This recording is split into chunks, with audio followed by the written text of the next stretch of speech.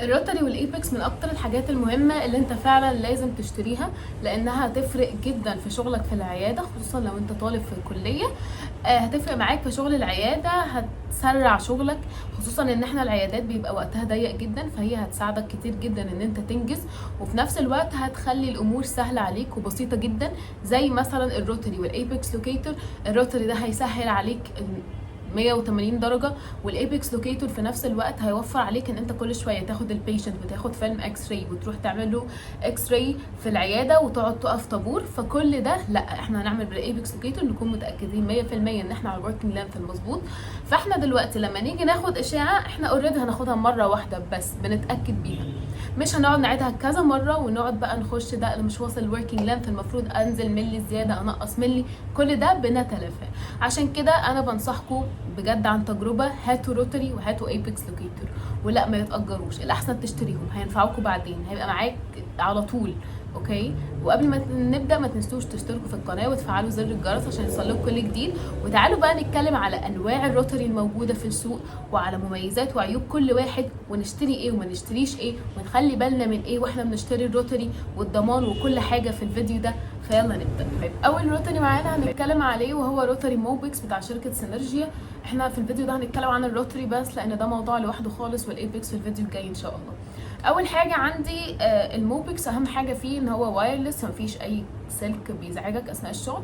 تاني حاجه ان هو الكونترا انجل بتلف 360 درجه. كمان في 5 اوبريتنج مود، ولا احنا المفروض بنختار المود على حسب المود اللي بيبقى مكتوب على الفايلات من وراه، وده مش بنختاره، لا احنا بنختار على حسب الفايلات.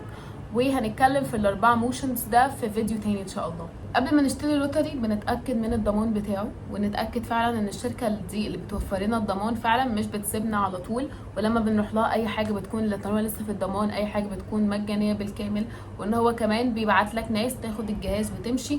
وكل روتري بيبقى عنده شركه للضمان بتاعه، لازم تسال كويس جدا على الضمان قد ايه، وتسال كمان لو حصل عيب هل انتوا مسؤولين عنه ولا لا. طيب لو انا هتكلم على موبكس، فاولا السبيد بتاعته من 100 ل 1200، والتورك بتاعه من 4 من 10 ل 5، والباتري بتاعته 1500.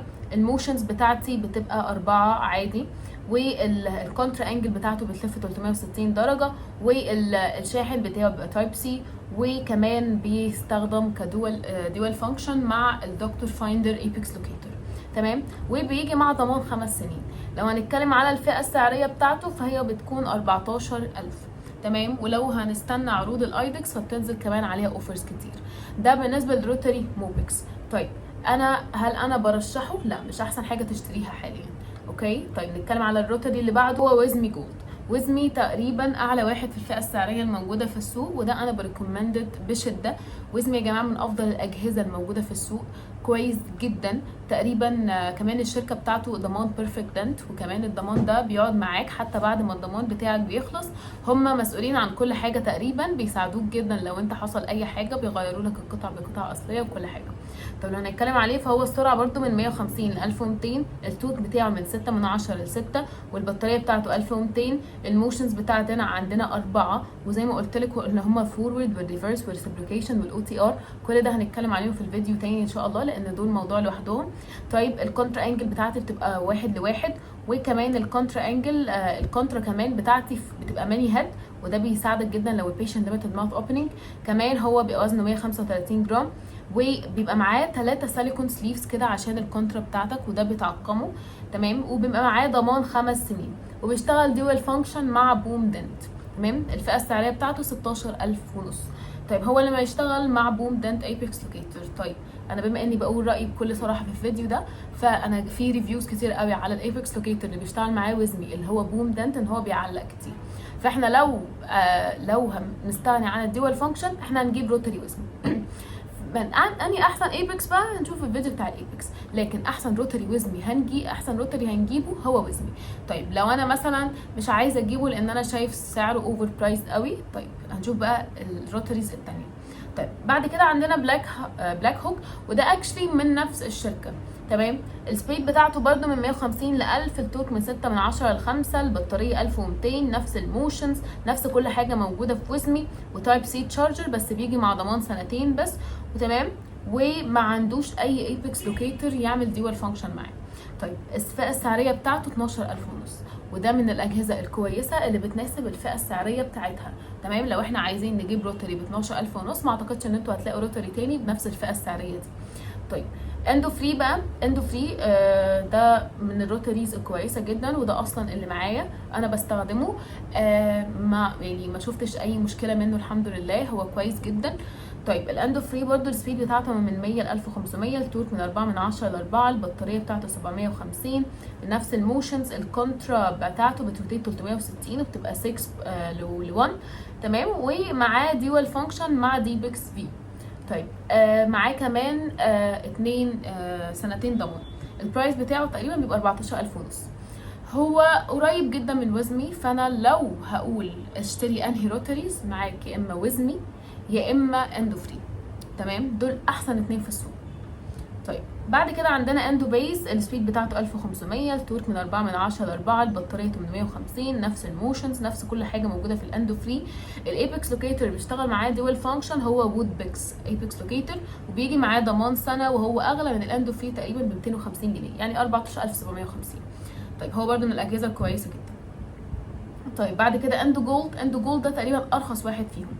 اندو جولد ده بيبقى تقريبا السبيد بتاعته من 100 ل 1000، والتورك بتاعه 6 من 10 ل 5، والبطاريه 1400، نفس الموشنز، نفس الكونتر انجل بتلف 360 درجه 1 تو 1، وبيجي معاه ضمان سنه، وده بيبقى عامل 8500. فهو ارخص حاجه موجوده في السوق لو انت محتاج تجيب روتري ومش عايز تصرف كتير، فانا الاختيار ده جدا هيبقى مناسب ليك. نتكلم على اي كونكت. الاي كونكت عندنا في اي كونكت كذا نوع، في اي كونكت اسبريسو وده بيبقى عامل 12000 وده اقل فئه تقريبا فيهم، في اي كونكت اكستريم، في اي كونكت فاليو، في اي كونكت برو.